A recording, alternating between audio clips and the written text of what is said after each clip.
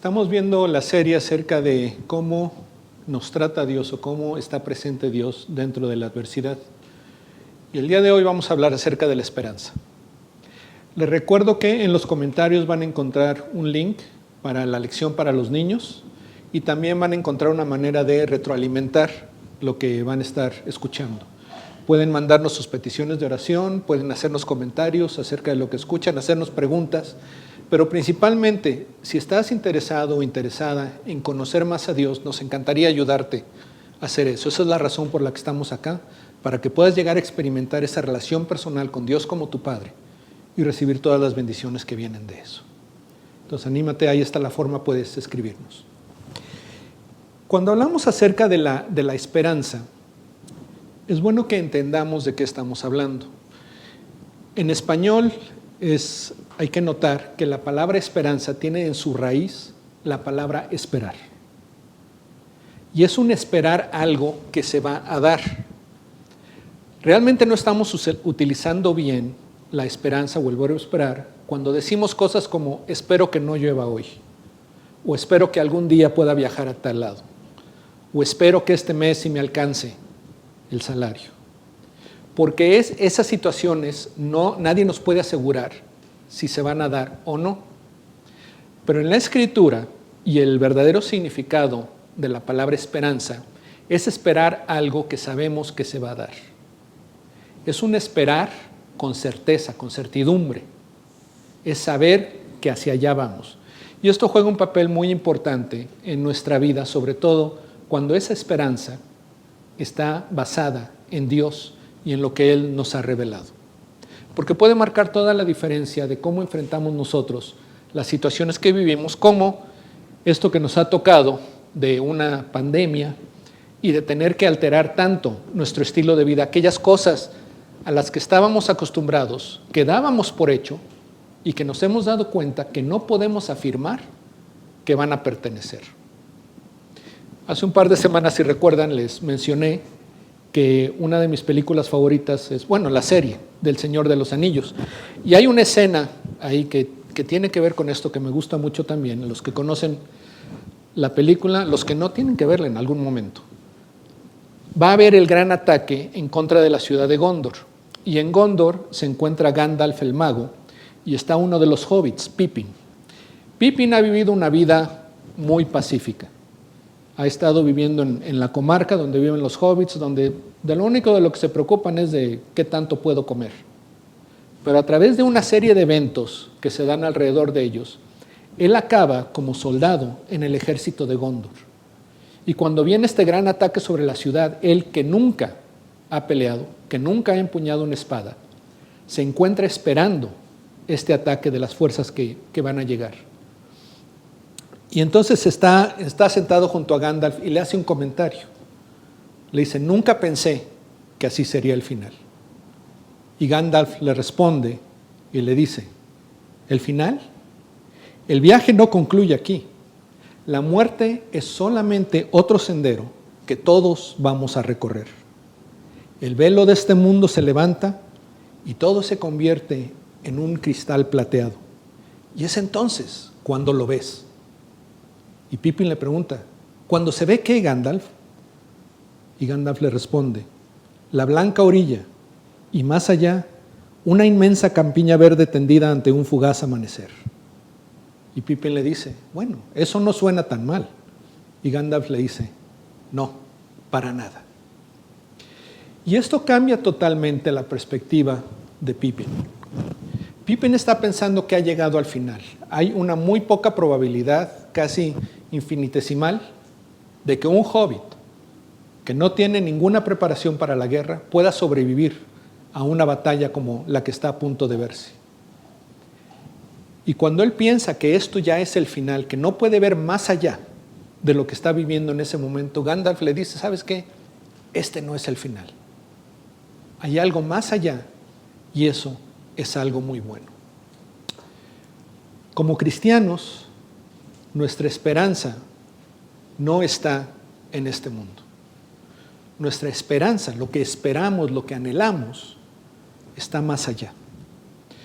Por eso el apóstol Pablo, cuando escribe a una de las iglesias del primer siglo, de las primeras iglesias que existieron, ellos estaban muy preocupados porque ellos anhelaban el regreso de Jesús.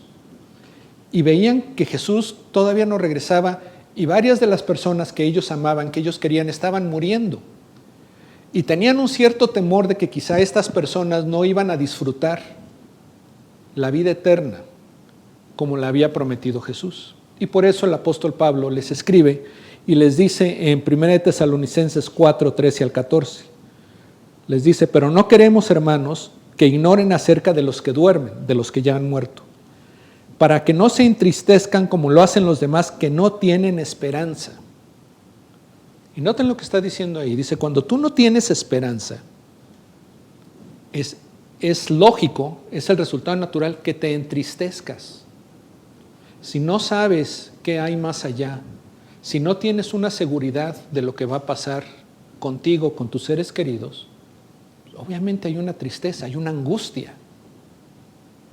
Y Pablo les dice a los tesalonicenses, ustedes no tienen por qué entristecerse, porque ustedes sí tienen esperanza. Y les dice, porque si creemos que Jesús murió y resucitó, así también Dios traerá con él a los que durmieron en Jesús.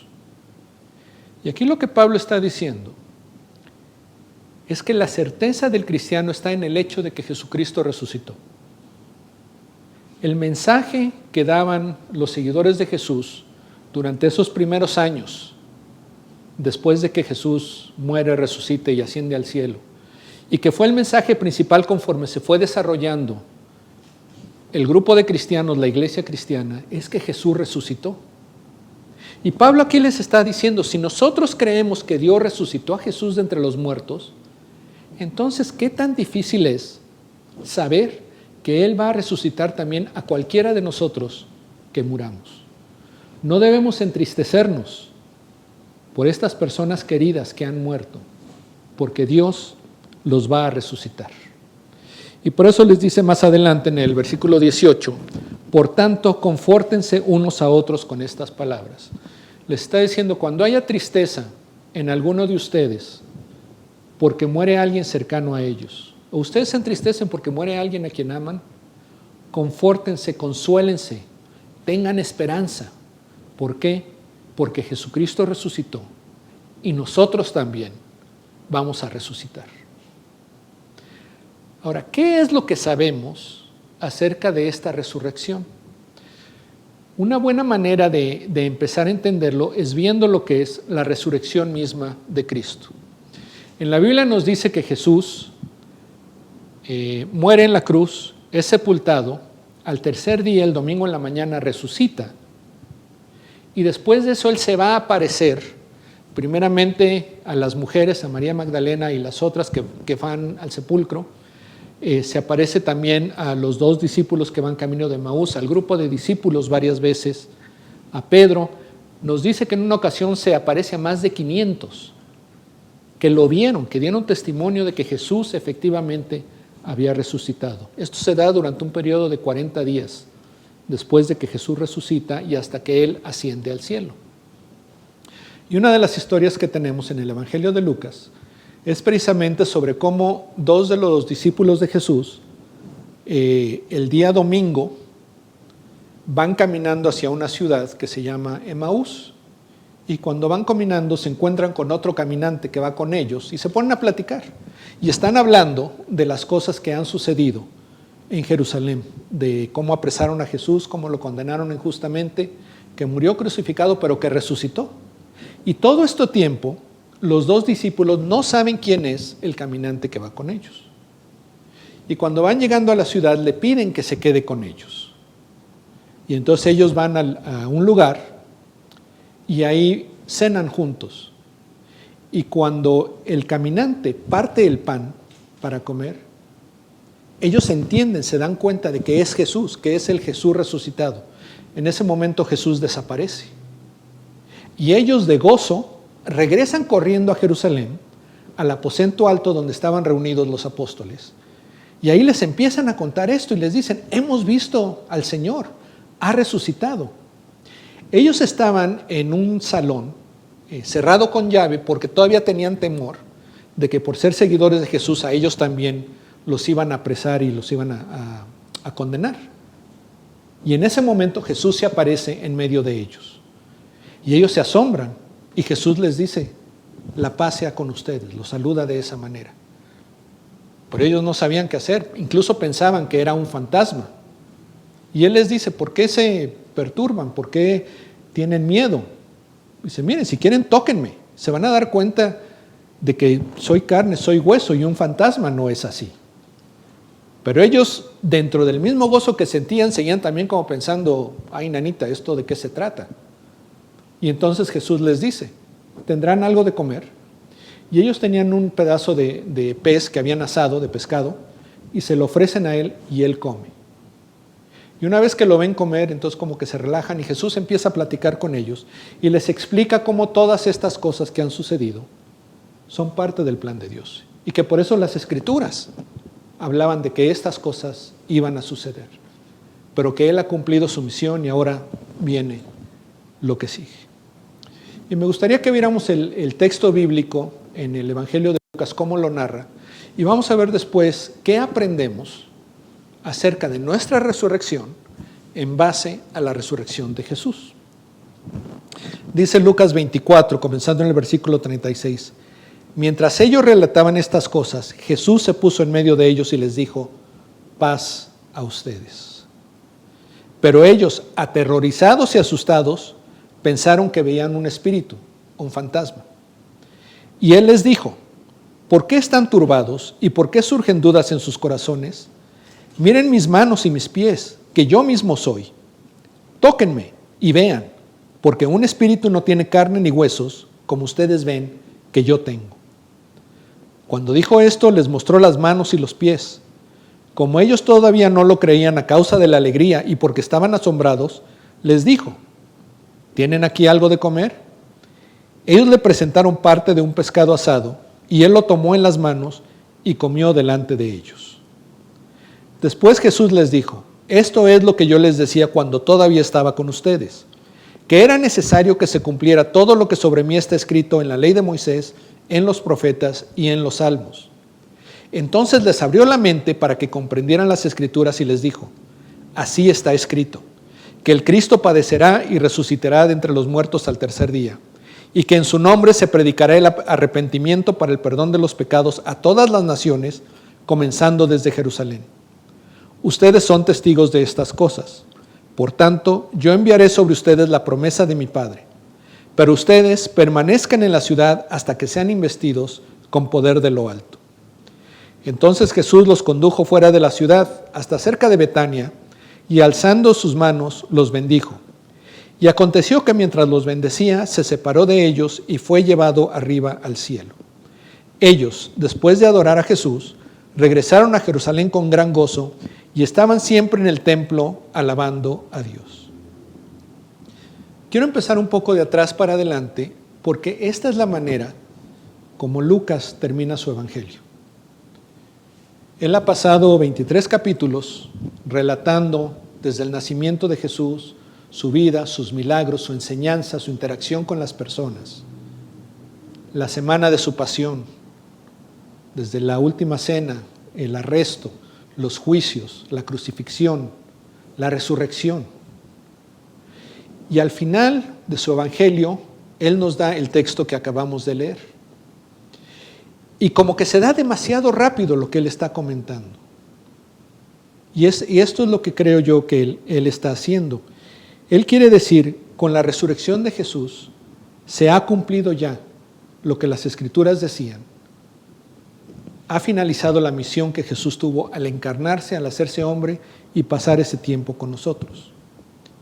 Y entonces Él quiere mencionar algunas cosas importantes. Primeramente le dice a quien lea esto, a los seguidores de Jesús que están leyendo este evangelio, a través de las palabras que Jesús comparte con los apóstoles.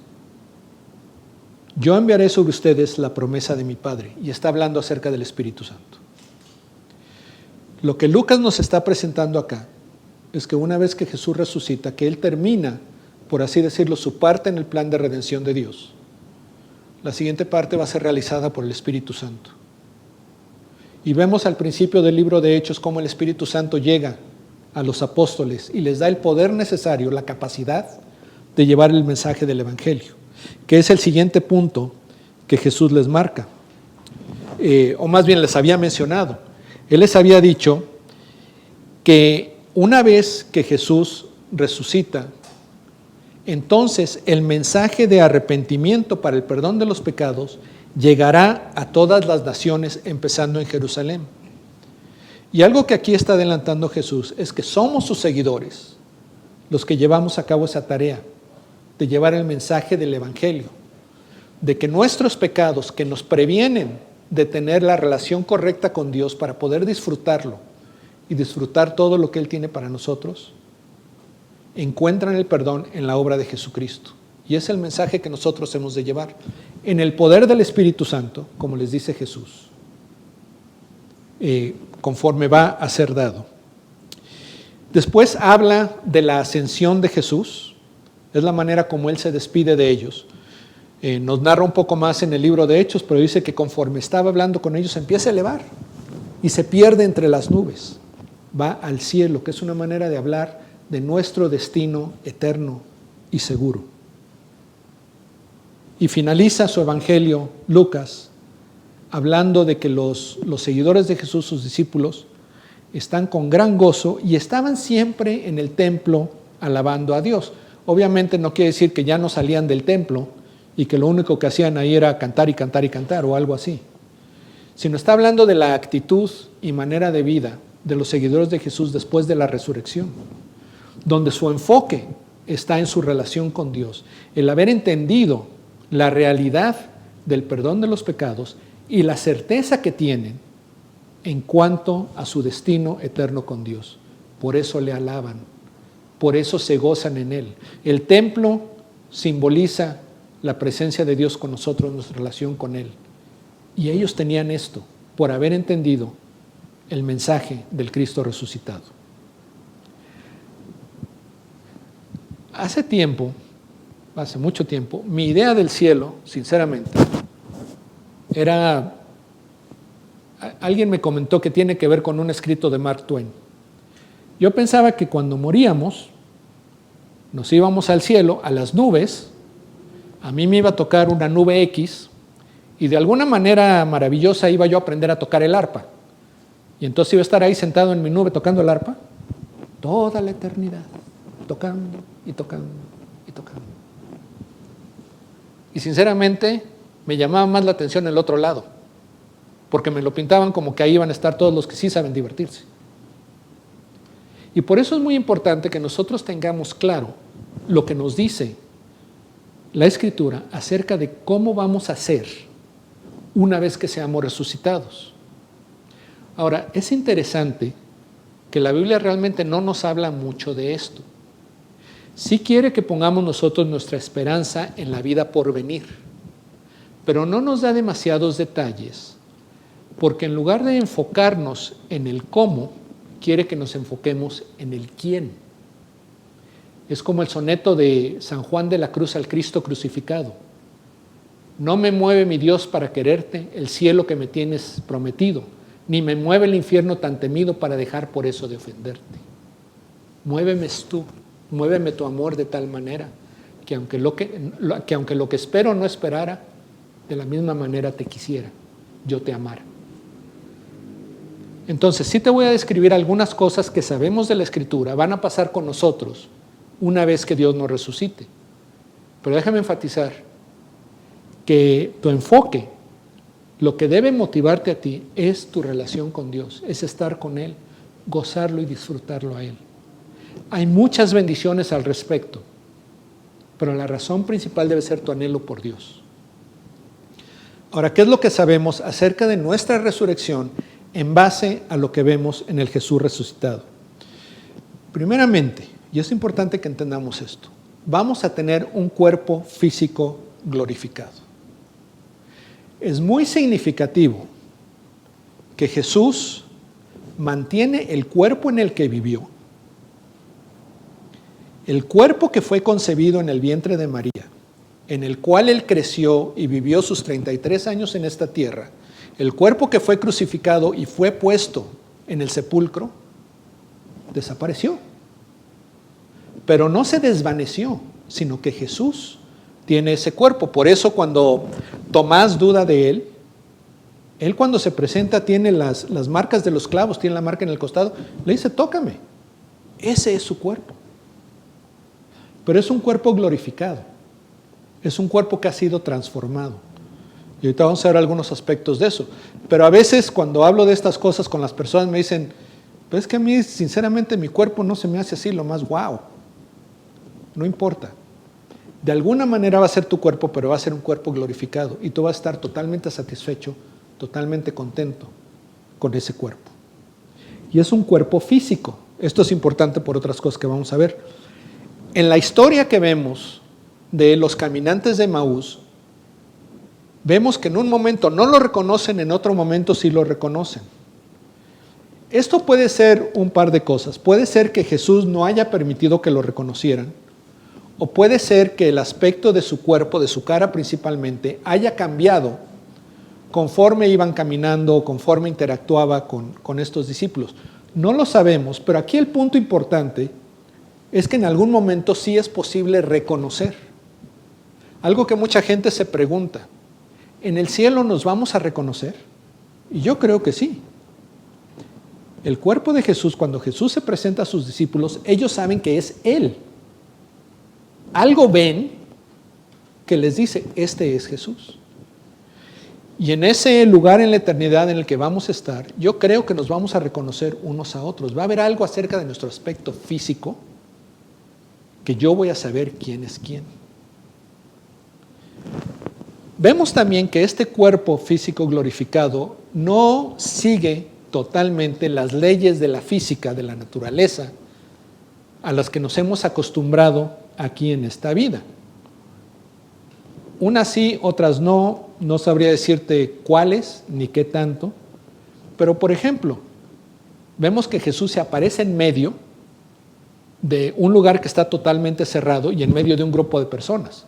En un momento no estaba ahí, al siguiente ahí está. Entonces hay alguna manera de transportar este cuerpo físico glorificado de un lugar a otro. Vemos también que el cuerpo de Jesús asciende al cielo cuando Él cumple su tiempo aquí en la tierra y regresa a la derecha del Padre, a su lugar correcto. Entonces, aunque es un cuerpo físico y glorificado, no significa que siga todas las leyes de la física. Una de las preguntas que también surgen mucho es si en el cielo vamos a experimentar el tiempo. Y acá depende qué tan fumado quieras estar. Yo diría que incluso aquí no entendemos qué es el tiempo. Incluso hay una discusión de si existe o no existe el tiempo. Y búsquense un profesor de física y que les explique su perspectiva. Pero lo que sí vemos es lo siguiente, es que en la experiencia humana, cuando nosotros experimentamos la vida, experimentamos las relaciones, siempre es en base del tiempo. Ahorita que yo estoy hablando contigo, es en base al tiempo. No salen todos los sonidos de mi boca al mismo tiempo, salen en una secuencia, en un tiempo, y eso es lo que ayuda a que tú lo entiendas. Y la manera como Jesús se relaciona con las personas, una vez resucitado, me hace pensar que en esa eternidad, de alguna manera el tiempo se da o nuestra experiencia sigue siendo en base a secuencia de eventos. No sé si vamos a crecer o no. A veces me preguntan si alguien murió de niño, ¿en el cielo va a ser niño? ¿Va a crecer? ¿Cómo va a ser? No sé.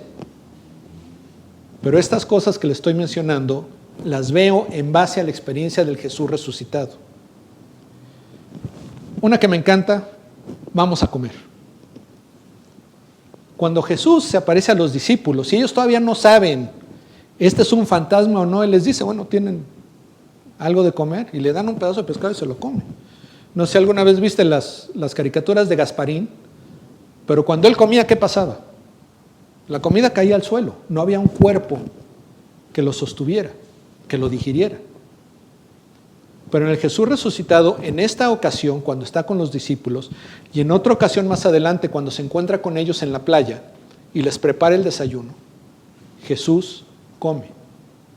Para mí también es significativo que la Biblia describe el final de las cosas como un banquete de bodas.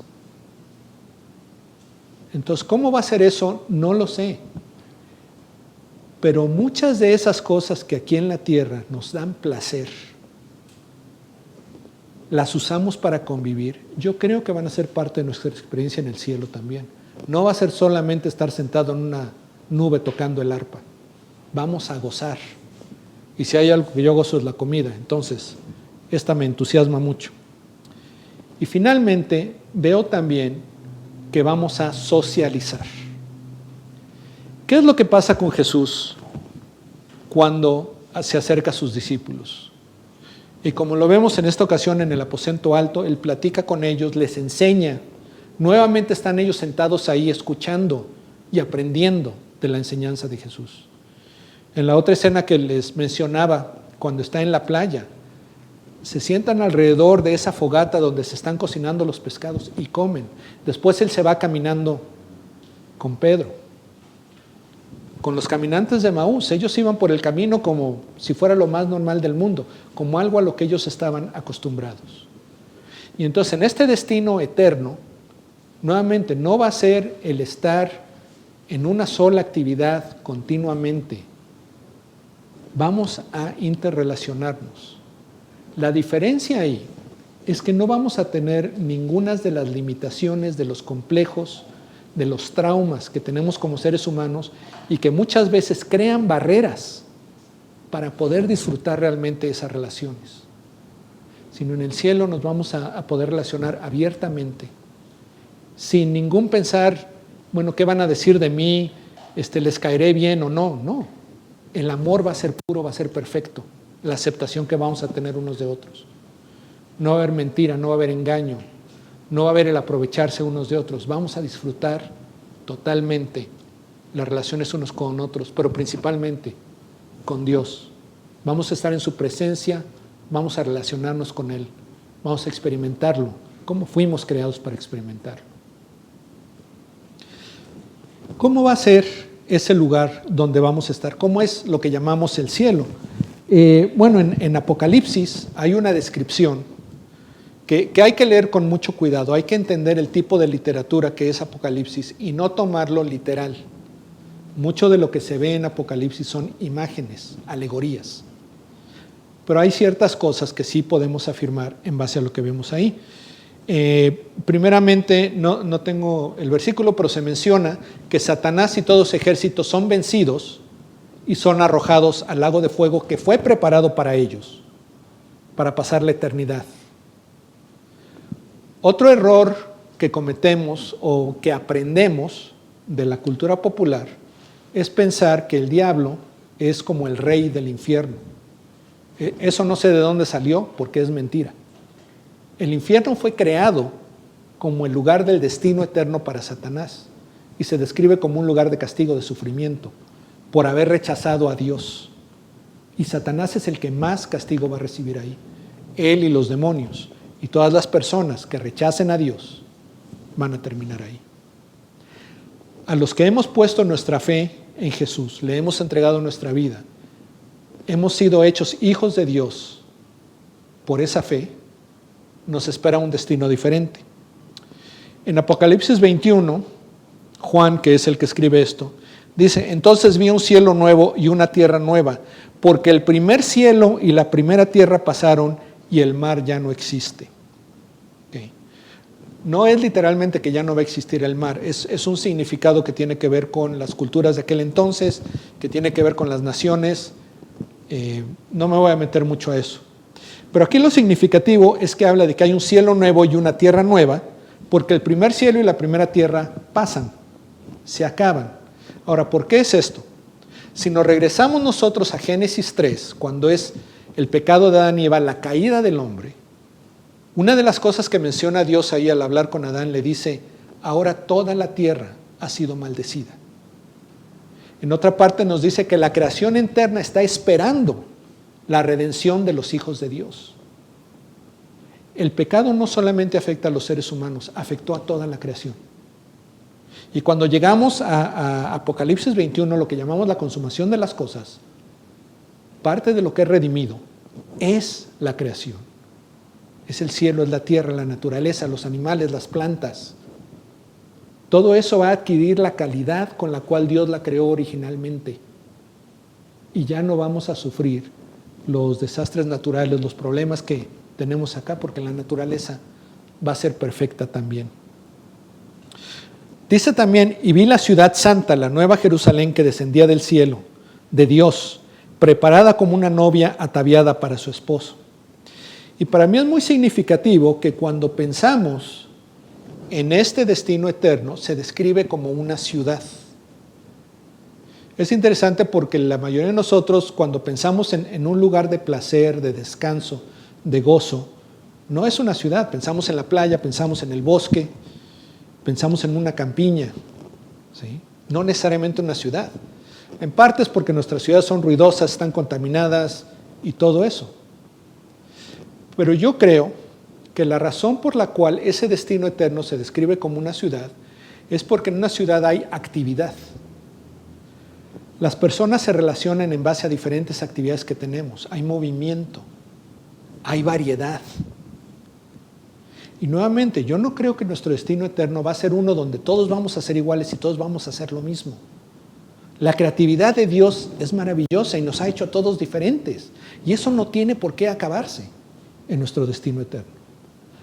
Más bien, yo creo que todas aquellas cualidades que Dios puso en nosotros al crearnos, en el cielo van a ser perfectas y se van a expresar con todo su potencial de la manera en la que fuimos creados para ser. Que en este mundo caído no pueden ser, pero en esa tierra nueva, ese cielo nuevo, esa nueva Jerusalén, se va a dar. No va a ser para nada aburrido. Dice después, entonces oí una gran voz que decía desde el trono, el tabernáculo de Dios está entre los hombres, y Él habitará entre ellos, y ellos serán su pueblo, y Dios mismo estará entre ellos. Y en el versículo 7 más adelante dice, el vencedor heredará estas cosas, y yo seré su Dios, y Él será mi hijo. Esto es lo que les mencionaba anteriormente. Aunque todo esto que estoy viendo, a mí me entusiasma, realmente me hace anhelarlo. Yo quiero vivir en ese lugar de esta manera. Pero aquí en Apocalipsis nos habla de que lo principal es que Dios está con nosotros, su presencia está con nosotros. Esa palabra tabernáculo, que se refiere al edificio o a la tienda que usaban los israelitas en el desierto y después Salomón construye el templo en Jerusalén, representaba la presencia de Dios con los hombres. Era un lugar especial de encontrarse con Dios. Como vemos hoy en día lo que llamamos templos, las iglesias. Pensamos que son lugares especiales donde encontrarse con Dios. Pero en esta nueva Jerusalén, en esta nueva ciudad, la presencia de Dios lo llena todo. Nosotros estamos continuamente conscientes de su presencia de una manera muy singular, muy especial, que aquí no la podemos experimentar, pero allá sí. Vamos a estar en comunión continua con Él. Y todo lo que gocemos lo vamos a gozar con Él. Va a venir de Él y va a ser para Él. Y eso es lo mejor que podemos esperar de esa vida eterna. Pero también dice, hablando de la presencia de Dios con nosotros, que Él enjuagará toda lágrima de nuestros ojos. Y ya no habrá muerte, ni habrá más duelo, ni clamor, ni dolor, porque las primeras cosas han pasado. Todo lo que está mal con el mundo se va a terminar. Y todo lo bueno, todo lo bello, todo lo maravilloso que Dios creó, se va a realizar totalmente. Por eso le llamamos la consumación de las cosas. Porque por fin llegamos a ser los seres humanos, la creación, lo que fuimos creados para ser, en comunión con Dios. Ese día va a llegar.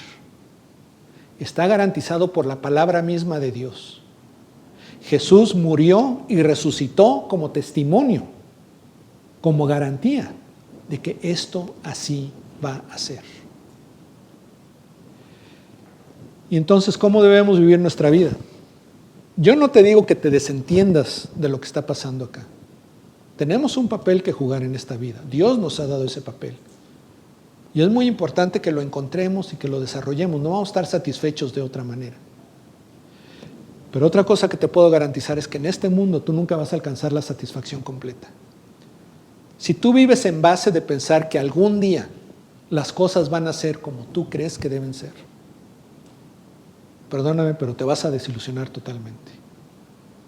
Si tú vives buscando que llegue el mundo, la sociedad, tu familia, a un momento de decir, ya lo logramos, no se va a dar nunca. Es más, yo te diría que aun si eso fuera posible, aun si este mundo pudiera llegar a ser todo lo que podría llegar a ser, te conformarías muy poco si eso es lo que esperas.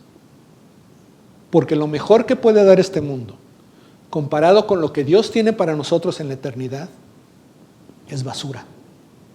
No sirve, lo desecharías totalmente.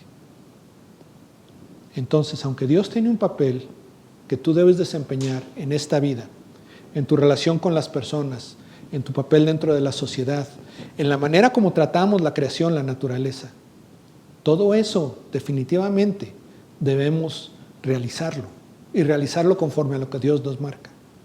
Pero nuestra esperanza, nuestro sentido de ser, de propósito, de cuándo vamos a alcanzar la satisfacción final, esa solamente se va a dar en la consumación de todas las cosas. La resurrección de Jesús nos garantiza esta esperanza, el que podemos esperar con toda certeza que ese día y ese destino van a llegar.